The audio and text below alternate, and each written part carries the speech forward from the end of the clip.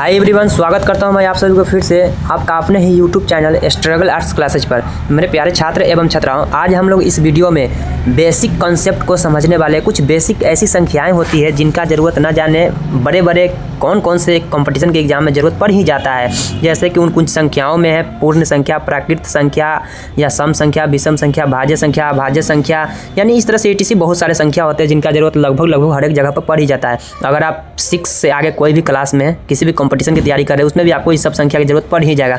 खास तौर पे हम कहें छोटा मोटा कंपटीशन में ज़रूरत पड़ता ही है। अगर बात करें 10th क्लास में तो इस सब संख्या की जरूरत पड़ ही जाता है। उन्हीं संख्याओं पर आज हम लोग विशेष रूप से जिक्र करने वाले, बिना टाइम को व्यतीत किए हुए चलिए हम लोग वीडियो को यहाँ से शुरू करते हैं।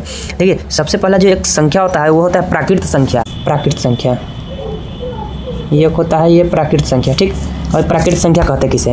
प्राकृत संख्या का मतलब होता है वो ऐसी संख्या है जो परंपरा से चलती आ रही है, यानी जो शुरू से चलती आ रही है। अब आप खुद सोचिए ना, कौन सी ऐसी संख्या जो परंपरा से चलती आ रही है, जो शुरू से चलती आ रही है। आप कैसे बोल सकते हैं गिनती की जो भी संख्या होता है सब प्राकृत संख्या है। अब गिनती की संख्या कहाँ से शुरू होता है वो तो आप भी जानते हैं, हम भी जानते हैं। गिनती की संख्या 1 से ही शुरू होता है ना।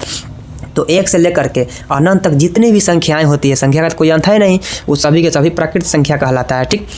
इसके बाद बारी आता है पूर्ण संख्या की। अब पूर्ण संख्या किसे कहते हैं? एक होता है पूर्ण संख्या, रुकिए अभी हम बता देते हैं। एक होता है पूर्ण संख्या। पूर्ण संख्या हम लोग जितने भी ये जो अभी हम लोग प्राकृत संख्या पढ़े हैं ना, और वो प्राकृत संख्या में ही अगर गिनती अगर हम लोग 0 से शुरू कर देते हैं ना, तब वह कहलाता है पूर्ण संख्या। प्राकृत संख्या में कहाँ से गिनती शुरू होता है? प्रकृति में 1, 2, 3 अनंत तक डॉट डॉट। और पूर्ण संख्या में क्या होता है? गिनती 0 से शुरू होता है, 0, 1, 2, 3, 4, इस तरह से अनंत तक ये जो है ये पूर्ण संख्या हो सकता है। अनंत तक प्राकृत संख्या भी होता है। अब सवाल उठता है कि क्या सभी पूर्ण संख्या प्राकृत संख्या हो सकती है? क्या सभी प्राकृत संख्या पूर्ण संख्या हो सकता है? तो आप खुद देखिए ना, ये जो लिखा हुआ है, ये जो यहाँ से ये जो लिखा हुआ है, ये एक मिनट, ये जो लिखा हुआ है, ये जितना भी लिखा है 1, 2, 3, 4, 5, 6 डॉट डॉट मतलब बहुत सारे, ये सब का सब प्राकृत संख्या है। अभी हम लोग यहाँ पूर्ण संख्या देखते हैं, यह है पूरा पूर्ण संख्या। अब जरा आप लोग गौर कीजिए कि इसमें ऐसी कौन सी संख्या है जो पूर्ण में तो है लेकिन प्राकृत में नहीं है। तो आप बोलिएगा सर शून्य है, क्योंकि शून्य केवल पूर्ण संख्या है, प्राकृत नहीं है। तो अगर आपसे ऑब्जेक्टिव में पूछा जाए ऐसी कौन सी संख्या है जो पूर्ण तो है किंतु प्राकृत नहीं है, तो आप बोलिएगा शून्य, क्योंकि शून्य पूर्ण है, प्राकृत नहीं है। पूछा जाएगा क्या सभी प्राकृत संख्या पूर्ण हो सकती है? तो जी हाँ, यहाँ पर देखिए जितने प्राकृत संख्या ये दिया हुआ है, जितने प्राकृत संख्या ये दिया हुआ है, सब का सब प्राकृत संख्या पूर्ण हो सकता है। जितने प्राकृत संख्या दिया हुआ है सब प्राकृत संख्या पूर्ण हो सकता है, क्योंकि 1 से अनंत तक प्राकृत संख्या भी होता है और इसमें भी तो 1 से अनंत तक होता है पूर्ण में, तो सब प्राकृत पूर्ण हो सकता है। लेकिन अगर आपसे पूछा जाए क्या सभी पूर्ण संख्या प्राकृत हो सकता है, तो आप बोलिएगा नहीं भाई, क्यों सब पूर्ण संख्या प्राकृत नहीं होगा? क्योंकि यहाँ पर देखिए ना, ये जो 0 दिया हुआ है, 0 तो पूर्ण है लेकिन प्राकृत में तो नहीं है, तो यह कभी भी प्राकृत संख्या नहीं होगा। लेकिन 0 को छोड़ करके जितना संख्या है ना, वो सब संख्या प्राकृत हो सकता है और सब प्राकृत संख्या पूर्ण हो सकता है। सभी प्राकृत संख्या पूर्ण संख्या हो सकता है, किंतु सभी पूर्ण संख्या प्राकृत संख्या नहीं हो सकता है, ठीक। उसके बाद अगली संख्या की बारी आता है। अगला संख्या आता है पूर्णांक संख्या। एक होता है पूर्णांक संख्या, ये आप पूर्णांक समझते हैं। अब बारी है पूर्णांक की। भाई पूर्णांक संख्या क्या होता है? तो पूर्णांक संख्या देखिए, ये जैसे एक हम लोग एक ले लेते हैं, एक रेखा, ठीक है। अब ये बढ़ सकता है, बीच में यहाँ पर होता है 0, यहाँ पर क्या होता है? यहाँ पर होता है 0, ये 0 हो गया, ठीक। उसके बाद जब हम लोग इस दाहिना साइड बढ़ते हैं तो इधर प्लस की तरफ बढ़ता है, 1, 2, 3, 4, इस तरह से, मतलब समान दूरी बीच में रहता है, इतना अलग अलग नहीं, एक कहीं पे कम कहीं पे दूरी, ऐसा नहीं, समान दूरी पर रहता है। 1, 2, 3, 4 ये प्लस में बढ़ रहा है, प्लस बगल में लिखने की आवश्यकता नहीं है। इसको हम लोग बोलते हैं धनात्मक संख्या। जो प्लस में होता है उसको धनात्मक या धन भी बोल सकते हैं। लेकिन वही जब हम लोग उल्टे साइड बढ़ेंगे, लुल्ले हाथ की तरफ, आप अपने कॉपी में भी देखिएगा तो उल्टे साइड लुल्ले हाथ की तरफ ही पड़ेगा। तो इधर का जो बढ़ता है इधर भी, तो लुल्ले हाथ की तरफ जो संख्या होती है ना, वह संख्या माइनस की तरफ बढ़ती है, यह भी अनंत तक हो सकती है, ठीक। तो आप समझ गए पूर्णांक संख्या। पूर्णांक संख्या जो है दाएं तरफ प्लस में अनंत तक जा सकते हैं, जिसको धन या धनात्मक कह सकते हैं। और लुल्ले यानी उल्टे तरफ जो है, यानी लेफ्ट की तरफ माइनस में, यानी जिसको ऋण या ऋणात्मक कह सकते हैं, वो भी अनंत तक होता है। इसे हम लोग पूर्णांक संख्या कहते हैं, ठीक है। चाहे प्लस की तरफ जाए चाहे माइनस की तरफ, 0 से ही शुरू होगा, अनंत तक हो सकता है संख्या, ओके। उसके बाद अब आप प्राकृत समझ गए, पूर्ण समझ गए, पूर्णांक समझेगा। आपको हम अब अगला जो संख्या है, अगला संख्या आता है सम संख्या। आपको हम सम संख्या समझा देते हैं। पहले सम संख्या किसे कहते हैं? यह है सम संख्या, ठीक, याद रखिएगा। सम संख्या हम लोग उसे कहते हैं जो 2 से पूरा कट जाए। जो भी संख्या अगर 2 से पूरा कट सकता है या कट जाता है, वह सम संख्या होता है। बहुत बच्चा इसको गलत समझ जाता है, ऐसे समझ जाता है कि 2, 4, 6, 8, 10, 12, 14, 16, 18, 20। भाई 20 से तक होगा क्या? 22 भी, 24 भी, 500, 1000, लाख, ये भी सब तो 2 से कट सकता है ना।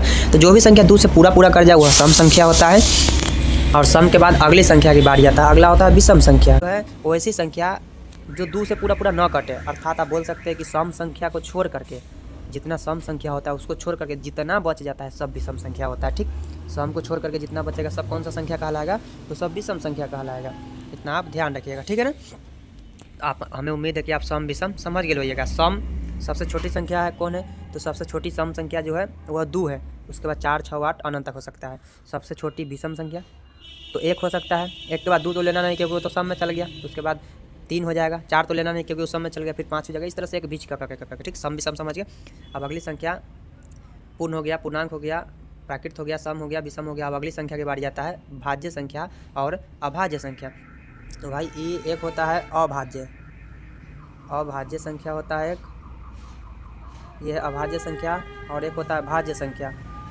तो ये भाज्य संख्या किसे कहते हैं, अभाज्य संख्या किसे कहते हैं, अब हम इसके बारे में समझते हैं। भाज्य संख्या वो ऐसी संख्या जो या तो वो खुद से कटेगा, अपने आप से कटेगा, और नहीं तो वह 1 से कटेगा। वो ऐसी संख्या जो खुद से कटे या फिर 1 से कटे, उसे हम लोग भाज्य संख्या कहते हैं। लेकिन खुद के अलावा और 1 के अलावा किसी और से वह नहीं कटेगा। अर्थात आप ऐसे समझ सकते हो ऐसी संख्या जिसका केवल 2 ही गुणनखंड हो, एक तो वो खुद होगा और एक दूसरा जो आएगा वो 1 होगा। ठीक, इसे हम लोग कौन सा संख्या बोलेंगे, इसे हम लोग बोलेंगे अभाज्य संख्या। वो ऐसी संख्या जिसका 2 से अधिक गुणनखंड हो। अगर 2 से अधिक गुणनखंड हो जाएगा तो वह हो जाएगा भाज्य संख्या। देखिए अब अभाज्य संख्या और भाज्य संख्या तो आप समझ गए। ये अभाज्य संख्या जिसका केवल 2 गुणनखंड हो। अब अभाज्य संख्या का मतलब हो गया, भाज्य का मतलब क्या हो गया, जिसका 2 से अधिक गुणनखंड हो। हम जैसे समझते हैं उसके बाद फिर समझाते हैं। पहले हम अभाज्य का जैसे समझाते हैं। देखिए ये जो 1 दिख रहा है संख्या, 1 यह भाज्य नहीं है और यह अभाज्य भी नहीं है। 1 ही वह मात्र एक ऐसी संख्या है जो नहीं तो भाज्य है और नहीं अभाज्य है। एग्जाम में अक्सर ये पूछा जाता है 10th के एग्जाम में, ऐसी कौन सी संख्या है न भाज्य है और नहीं अभाज्य है। तो याद रखिएगा 1 ही वह मात्र एक ऐसी संख्या है जो नहीं भाज्य है और नहीं अभाज्य है। हमें उम्मीद है कि आपको यह याद रहेगा। तो 1 को तो छोड़ के चलना है भाई, सम विषम में 1 को मत छोड़िएगा, भाज्य अभाज्य में 1 को छोड़ के चलना है। तो सबसे छोटी अगर हम भाज्य संख्या की बात करें तो सबसे छोटी भाज्य संख्या कौन सा हो सकता है, भाज्य का मतलब जिसका 2 से ज़्यादा गुणनखंड हो। तो 1 को तो छोड़ देना है। अगर 2 में आएंगे तो 2 जो है इसको ज़्यादा कितना गुणनखंड होगा, ये होगा 2 गुना 1, इसका तो 2 का गुणनखंड हो गया भाई, 2 भी हो गया 1 भी हो गया। तो यह तो नहीं हो सकता है ना, क्योंकि भाज्य संख्या का मतलब 2 से ज़्यादा गुणनखंड, इसका 2 को रह गया। 3 चेक करके देखते हैं, 3 का गुणनखंड करेंगे 3 गुना 1, 2 गुणनखंड रह गया, जबकि 2 से ज़्यादा चाहिए तब भाज्य होगा। 4 का देखते हैं गुणनखंड करके, अगर 4 को आप तोड़िएगा तो 4 गुना 1 लिख सकते हैं, या इसके बावजूद हम शुरू से बताते हैं, थोड़ा इसको मिटा देते हैं। ठीक, आप लिख सकते हैं 4 को 4 गुना 1 या 2 गुना 1। देखिए इसका कई गुणनखंड हो गया, एक 4 हो गया, 2 हो गया, 1 हो गया। देखिए तो 2 से ज़्यादा गुणनखंड इसका हो गया ना, 4 भी खुद हो गया, 2 भी हो गया और 1 भी हो गया, यानी 2 से ज़्यादा गुणनखंड हो गया। तो ये भाज्य संख्या होगा। जिसका 2 से ज़्यादा गुणनखंड हो वह भाज्य, जिसका 2 से कम गुणनखंड हो वह अभाज्य। 4 के बाद 5 हो सकता है, तो नहीं हो सकता क्योंकि 5 2 संख्या है, 5 और 1 है, जबकि 2 से ज़्यादा गुणनखंड चाहिए। क्या 6 हो सकता है, तो हाँ 6 हो सकता है। 6 को हम लोग लिख सकते हैं 6 गुना 1, या फिर लिख सकते हैं 2 गुना 3 गुना 1, ऐसे भी हो सकता है ना। देखिए 1 हो गया, 3 हो गया, इसके अलावा 2 हो गया, 3 को गुणनखंड इसका हो गया। जिसका 2 से ज़्यादा गुणनखंड हो तब भाज्य होता है। 6 के बाद 7 हो सकता है, तो 7 नहीं होगा क्योंकि 7 का 2 गुणनखंड होगा, 7 गुना 1। 7 के बाद 8 हो सकता है क्योंकि 8 का 2 गुना 2 हो सकता है, 2 गुना 8 क्या बोलता है, 2 गुना 1 हो सकता है, या फिर 8 गुना 1 हो सकता है। देखिए 2 से ज़्यादा गुणनखंड हो गया ना तब भाज्य होगा। हमें उम्मीद है कि आप समझ रहे हैं। 9 भी हो सकता है, 10 भी हो सकता है, 11 नहीं होगा क्योंकि 11 का मात्र कितना गुणनखंड होगा, 2 ही गुणनखंड होगा, या तो 11 होगा या 1 होगा। भाज्य का आप जैसे समझ गए, अनंत तक हो सकता है। सबसे छोटी भाज्य संख्या 4 होता है। ठीक, अब अभाज्य का समझते हैं जैसे। ठीक है, अभाज्य में क्या, 1 को तो छोड़ के चला है भाई। अब अभाज्य का परिभाषा क्या है, वैसी संख्या जिसका 2 गुणनखंड हो। तो 2 को लेके देखते हैं, 2 का ज़्यादा हम लोग क्या लिख सकते हैं, 2 गुना 1 लिख सकते हैं, या तो 1 होगा या 2 होगा। 2 गुणनखंड है, जिसका 2 गुणनखंड हो तो संख्या भाज्य होता है, अभाज्य होता है। तो यह अभाज्य संख्या हो जाएगा। 3 हो सकता है, तो जी 3 भी हो सकता है क्योंकि 3 गुना 1, इसका भी 2 गुणनखंड। या परिभाषा ऐसे भी समझ सकते हैं, जो खुद से कटे या 1 से कटे। तो 2 खुद से कटेगा अपने आप से, या फिर 1 से कटेगा। 3 भी खुद से कटेगा या फिर 1 से कटेगा। 4 तो होगा नहीं क्योंकि 4 तो भाज्य संख्या है, सबसे छोटी भाज्य संख्या है। 5 हो सकता है, जी 5 हो सकता है क्योंकि 5 गुना 1, 5 अपने आप से कटेगा नहीं तो 1 से कटेगा। इस तरह से ETC बहुत सारा जो है ये अभाज्य संख्या भी हो सकता है। हमें उम्मीद है कि आप पूर्ण संख्या, पूर्णांक संख्या, भाज्य संख्या, अभाज्य संख्या, प्राकृत संख्या, सम संख्या, विषम संख्या समझ गए होंगे। अब हम आते हैं बोली सह अभाज्य संख्या का भी मतलब समझ लेते हैं। सह अभाज्य संख्या आखिर होता क्या है। तो सहअभाज्य संख्या वो ऐसी संख्या जिन दो संख्याओं का HCF 1 होता है। चाहे कोई भी आप दो संख्या ले लीजिए एक साथ और उसका HCF अगर 1 आएगा तो उसे हम लोग बोलते हैं सहअभाज्य। इसके लिए आपको पता होना चाहिए कि HCF कैसे निकाला जाता है, तब ये संख्या समझ में आएगा, अन्यथा ये संख्या समझ में नहीं आएगा। ठीक, तो हम मान लीजिए एक ले लेते हैं, 2 ले लेते हैं और एक 3 ले लेते हैं, यानी वैसी दो संख्या लेना है जिसका HCF 1 आए। तो एक 2 लेते हैं, एक 3 ले लेते हैं। 2 को ज़्यादा क्या लिख सकते हैं आप, 2 गुना 1। 3 को ज़्यादा क्या लिख सकते हैं, 3 गुना 1। देखिए दोनों में कॉमन क्या दिख रहा है, इसमें भी 1 है, इसमें भी 1 है, तो 1 दिख रहा है, इसका HCF क्या हो जाएगा। हालांकि 2 तो मिल नहीं रहा है, 2 इसमें है तो इसमें नहीं है, 3 इसमें है तो इसमें नहीं है, तो इसको तो छोड़ के चलना है भाई। HCF में क्या होता है, जो मिलता है उसका हम लोग छोटा पावर लेते हैं। तो 1 मिल रहा है, 1 का पावर 1 ही है, तो क्या इसका पावर ऊपर तो इसका है भी नहीं, तो 1 मिल रहा है तो 1 इसका कॉमन हो गया, 1 हो गया HCF। जबकि LCM की बात करें तो जो मिलता है उसको भी लिख दिया जाता है, जो मिलता है ना संख्या उसका बड़ा पावर लिखा जाता है। जो नहीं तो 1 मिल रहा है तो 1 लिखिए दीजिएगा, 2 नहीं मिल रहा है, 3 नहीं मिल रहा है तो इसको भी लिख दीजिएगा। LCM में ही ना होता है, जो नहीं मिल रहा है उसको भी लिख देना पड़ता है। जबकि HCF में दोनों में जो मिल रहा है उसका छोटा पावर लिखा जाता है। ठीक, तो इसमें कुछ नहीं मिला तो 1 मिला है ना भाई, तो 1 इसका HCF हो जाएगा। अब देखिए हम परिभाषा में क्या बोले, सहअभाज्य संख्या की परिभाषा जिसका केवल HCF 1 हो। देखिए इसका HCF 1 आ गया तो 2 और 3 जो है सहअभाज्य संख्या कहलाएगा। इस तरह के हमेशा 2 को संख्या दिया रहेगा, तब ना उसका HCF निकाल के पता लगेगा। और हम बताते हैं आपको, एक हम संख्या ले लेते हैं, एक ले लेते हैं P और दूसरा ले लेते हैं Q। एक क्या ले लिए हैं, P ले लिए हैं और एक है Q, ये P है, ठीक है, ये है P, एक है P एक है Q।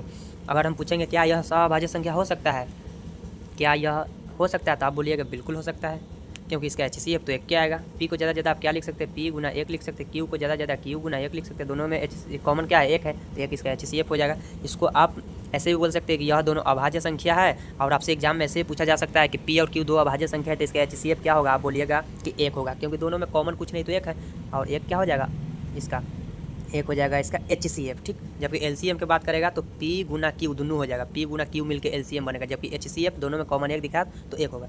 हमें उम्मीद है कि आप सहअभाज्य संख्या भी समझ गए होइएगा। अब हम समझते हैं परिमेय संख्या। परिमेय संख्या किसे कहते हैं और अपरिमेय संख्या किसे कहते हैं। एक है परिमेय संख्या और एक है अपरिमेय संख्या। अपरिमेय संख्या किसे कहते हैं, परिमेय और अपरिमेय संख्या किसे कहते हैं, चलिए इसको समझते हैं। परिमेय संख्या वो ऐसी संख्या जिसको हम लोग P/Q के रूप में लिख सकते हैं। दोनों के एक साथ समझाते चलते हैं, ठीक है। जिसको P/Q के रूप में लिख देंगे वह परिमेय होगा, जबकि जिसको हम P/Q के रूप में नहीं लिख पाएंगे वह संख्या अपरिमेय होगा। समझ रहे हैं अब कैसे, तो चलिए हम समझाते हैं आपको इसको कि परिमेय संख्या अपरिमेय संख्या कैसे। वैसी संख्या जिसको P/Q के रूप में लिख सकते हैं वह परिमेय होगा, लेकिन इसका एक शर्त होता है कि Q का मान हरगिज 0 नहीं होना चाहिए। जो Q का जो मान होता है वो 0 कभी भी नहीं होना चाहिए। अगर Q का मान 0 होगा तो वह परिमेय नहीं हो सकता है, जबकि P का मान 0 चल सकता है। अगर ऊपर कोई संख्या लिखा हुआ है, नीचा बटा के नीचा अगर 0 लिखा हुआ है तो नहीं चलेगा, क्योंकि नीचा वाला तो Q का मान होता है, ये तो नहीं होगा। बोल रहा है कि Q का मान 0 नहीं होना चाहिए, जबकि नीचा कौनो संख्या हो और बाटा के ऊपर अगर 0 हो तो ऊपर वाला तो हमेशा P का मान होता है ना। ऊपर वाला किसका मान होता है, P का मान होता है, और नीचा वाला Q का। तो नीचा कौनो संख्या हो चलेगा 0 छोड़ के, और ऊपर अगर 0 हो तो परिमेय हो सकता है, नीचा 0 हो तो परिमेय नहीं हो सकता। अर्थात P का मान 0 चल सकता है, Q का मान 0 नहीं चलेगा। ठीक, अब देखिएगा अगर परिमेय संख्या की बात करें तो सबसे छोटी अगर कोई परिमेय संख्या होता है तो वो शून्य होता है। शून्य एक परिमेय संख्या, याद रखिएगा, एग्जाम में बार बार रिपीटेड प्रश्न ये रिपीट करता है। और पाई जो है अपरिमेय संख्या है। पाई आप जानते हैं, पाई अपरिमेय संख्या। जबकि आपसे पूछेगा पाई का जो मान होता है, पाई का मान कितना होता है, पाई का मान होता है 22/7। तब पाई पहले इसको हम मिटा देते हैं। पाई का जो मान होता है वह 22/7 होता है। एक होता है भाई, अब आप हट जाइए, एक होता है, अरे यार, एक होता है पाई, जबकि पाई का मान होता है 22/7। अगर आपसे पूछे कि पाई कैसी संख्या तो आप बोलिएगा पाई अपरिमेय संख्या है। जबकि अगर पूछे 22/7 कैसी संख्या है तो आप बोलिएगा परिमेय संख्या है। याद रखिएगा, मान उसका परिमेय होगा, लेकिन जबकि पाई दिया ही पूछेगा तो अपरिमेय होगा। ठीक, आप इसे याद रखिएगा। और भी समझिए परिमेय अपरिमेय का एग्जाम्पल, और भी समझाते हैं आपको हम। पहले इसको हम मिटा देते हैं। ठीक, देखिए अगर कोई ऐसी संख्या जो रूट के अंदर लिखा हो उसको हम लोग परिमेय संख्या नहीं बोल सकते हैं, लेकिन अगर रूट के अंदर हो तो वो परिमेय संख्या हो सकता है। अब आप बोलिए कैसे बात कर रहे हैं, तुरंत बोले कि नहीं होगा, तुरंत बोले होगा। तो रूट के अंदर अगर संख्या हो, अगर उसका वर्ग, अगर वो किसी का वर्ग होगा ना, उसका वर्गमूल निकल पाएगा, तब वह उसको हम बोल सकते हैं कि वह परिमेय संख्या है। लेकिन अगर वह रूट से बाहर नहीं निकल पाएगा, वह किसी संख्या का वर्ग होगा ही नहीं, तो वह कभी भी परिमेय संख्या नहीं होगा। जैसे कि हम लिख देते हैं √4। अब √4 आपको भली भांति याद है कि √4 जो है 2 का वर्ग है, तो भाई इसका तो 2 बाहर निकल सकता है। क्योंकि आप क्या लिख सकते हैं, रूट के अंदर लिख सकते हैं 2 का स्क्वायर, स्क्वायर से क्या होगा, रूट कट जाएगा तो सिंगल 2 बाहर निकलेगा, तो 2 तो परिमेय संख्या है। लेकिन अगर आपको हम बोलेंगे रूट के अंदर 3 कैसी संख्या, तो आप बोलिएगा अपरिमेय। हम पूछेंगे क्यों, तो आप बोलिएगा कि क्योंकि 3 तो किसी का वर्ग है ही नहीं, इसीलिए जो संख्या रूट के अंदर है वह परिमेय हो भी सकता है, वह परिमेय न भी हो सकता है। इसका शर्त क्या है कि अगर वह किसी का वर्ग होगा, रूट से बाहर निकल जाएगा तब परिमेय होगा। अगर वो रूट से बाहर नहीं निकलेगा, पूरा उसका वर्गमूल होना चाहिए, पूरा अगर रूट से बाहर निकलेगा तब परिमेय होगा, नहीं निकलेगा पूरा तो वह परिमेय नहीं होगा, तो क्या हो जाएगा, अपरिमेय हो जाएगा। इस तरह का अक्सर एग्जाम में आप लोगों से पूछता है। जितना संख्या आप लोग को हम पढ़ा दिए ना, इससे समझिए एग्जाम में कई सारा आपको ऑब्जेक्टिव बन जाएगा, ठीक है। तो आप परिमेय अपरिमेय समझिएगा। हम परिमेय अपरिमेय का कुछ एग्जाम्पल लेते हैं, आप बताइएगा कौन परिमेय है कौन अपरिमेय है, ठीक है। कुछ संख्या हम बटा में लिखते हैं, जैसे यहाँ पर हम लिख दिए 2√2/√2। बताइए ये कैसी संख्या है। याद रहे कि ऊपर वाला p का मान होता है, नीचे वाला q का मान होता है। तो अब आपको लग रहा होगा कि परिमेय होगा, कोई को लग रहा होगा अपरिमेय होगा, तो भाई यह परिमेय ही है। अब आप बोलिएगा रूट के अंदर परिमेय कैसे है, तो देखिए √2 से √2 कट जाएगा, बचेगा क्या, सिंगल। ऊपर क्या बचा, ऊपर बच गया 2 और नीचा कुछ नहीं, तो 1 बचा ना भाई। तो ऊपर वाला p का मान हो गया और नीचा वाला q का मान हो गया। तो जब p/q के रूप में हो ही गया तो परिमेय होगा कि नहीं होगा, बिल्कुल होगा परिमेय। केवल इसका शर्त यह है कि रूट में नहीं होना चाहिए। अब आप बोलिएगा रूट में ऊपर भी है, रूट में नीचा भी है, तो ऊपर वाला p का मान मान लीजिए, नीचा वाला q का मान मान लीजिए, p q का तो मान हो ही गया। तो इसका साफ नियम है, रूट के अंदर नहीं होना चाहिए। अगर रूट के अंदर है तो रूट से उसका वर्गमूल निकल जाना चाहिए, किसी न किसी का वर्ग होना चाहिए, वो बाहर निकल जाना चाहिए रूट से, तब उसको हम बोलेंगे परिमेय है, अन्यथा वो परिमेय नहीं होगा। हमें उम्मीद है कि आप परिमेय अपरिमेय संख्या को अच्छा से भली भांति समझ गए होइएगा, ठीक है। अब हम लोग थोड़ा सा पढ़ लेते हैं इसी में शांत दशमलव प्रसार और अशांत दशमलव प्रसार किसे कहते हैं। देखिए शांत, एक होता है शांत दशमलव प्रसार या शांत संख्या बोल सकते हैं, एक होता है अशांत दशमलव प्रसार जिसको आप अशांत संख्या भी बोल सकते हैं।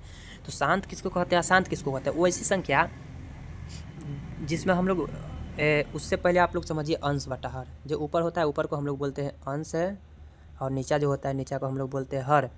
अगर हम लोग अंश से हर में भाग लगाएंगे, हर से अगर हम लोग अंश में भाग लगाएंगे, अगर वह दशमलव के बाद पूरा कट जाएगा तो बोलेंगे वह अशांत है। लेकिन अगर दशमलव के बाद वह पूरा नहीं कटेगा तो हम लोग बोलेंगे अशांत है।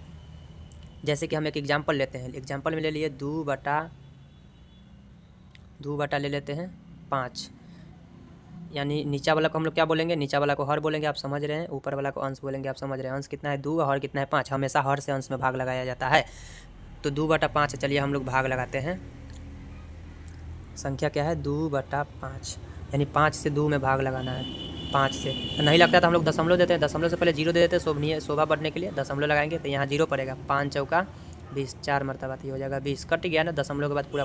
अगर कोई संख्या दशमलव के बाद पूरा कट जाएगा तो उसे शांत दशमलव प्रसार कहेंगे, लेकिन दशमलव के बाद पूरा नहीं कटेगा तो उसे अशांत दशमलव प्रसार कहेंगे।